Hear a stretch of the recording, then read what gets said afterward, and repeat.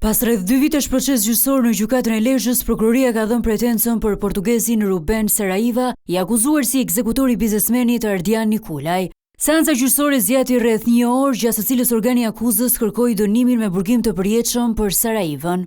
Sipas prokurorisë, ai është autori i vrasjes së ndodhur në prill të vitit të 2023 në Shëngjin. Ngjarja ndodhi brenda ambienteve të një lokali ku biznesmeni Ardian Nikulaj u qellua për vdekje. Sipas akuzës, krimi ishte i organizuar dhe i planifikuar, ndërsa roli i Saraivës ishte kryesori për realizimin e tij.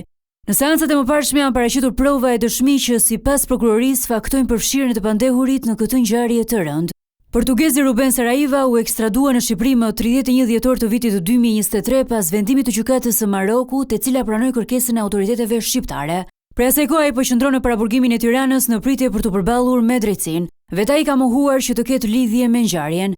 Saraiva akuzohet për vrasje të kryer për interes ose hakmarrje, si dhe për armbajtje pa leje. Për krimin të akuzuar janë edhe 4 shtetas britanik që ndihmuan, si dhe Edmond Haxhia, si organizator dhe porositës i vrasjes me motiv gjakmarrjen. Vrasja e biznesmenit Ardian Nikulaj ishte në vazhdën e zinxhirit të hakmarrjes që familja e viktimës ka me fisin Lek Stakaj, konflikt ky që ndër vite ka shkaktuar shumë viktima.